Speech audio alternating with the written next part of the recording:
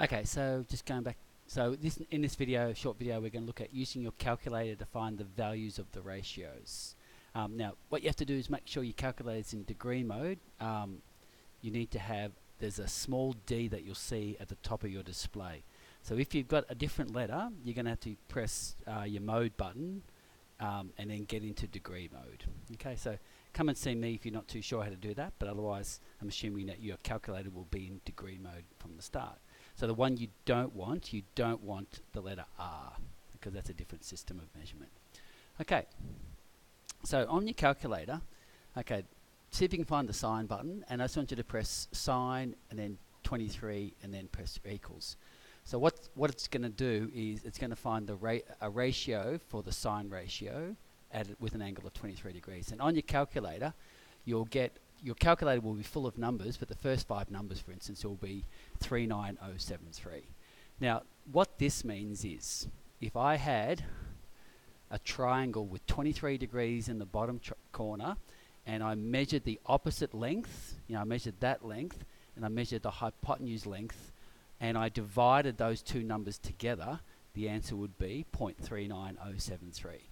So these calculations have been done, for us by other people, but the ratio of the sides for a 23 degree angle for the opposite side and the hypotenuse side will always be 0.39073. So it doesn't matter if the triangle is that big or it's that big. If there's 23 degrees in the bottom corner, the opposite and hypotenuse will always divide to that number. Okay? So you don't need to copy that down, just make sure you know how to use your calculator. So for sine 23, you press the sign button, then you put 23, then you press equals. Okay, and most of the time you're going to be rounding these to 2 decimal places or something like that.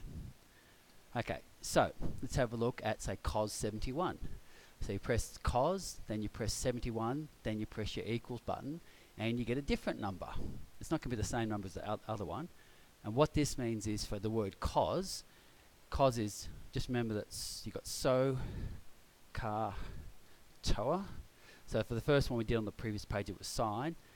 This time we've got cos. So it means whatever this adjacent length and whatever that hypotenuse length are, when you divide those two numbers together, you get 0.3255568 ... You don't know what the numbers are yet, but you know that if they were divided, you get that decimal answer of 3255. Okay, so let's move on. So what I want you to do is just use your calculator and get these ones correct to 2 decimal places. So we've got a cos question, a tan question, and a sine question. So it's just using your calculator. I want you to pause, and when you're ready, come back live. Okay, so hopefully you got it. Let's have a look. Cos of 65 to 2 decimal places is 0.42. Okay, tan of 18 to 2 decimal places is 0.32. It's close to 0.33, but it's not. And the next one, sine of 47.5 degrees, is 0.74. It's 0.737, but the next number 7 makes it round up to a 4. Okay. So this is just straightforward, using your calculator, and you'll have plenty of practice in this topic on using your calculator. So moving across to the next page when you're ready.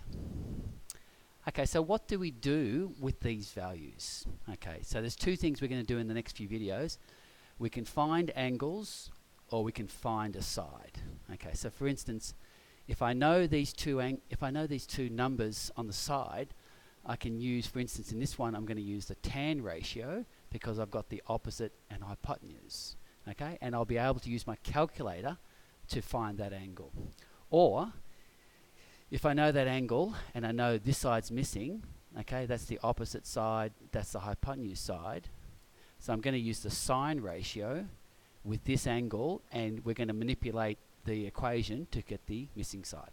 So that's going to be the next couple of videos. Okay, so enjoy those, and that's it. Bye.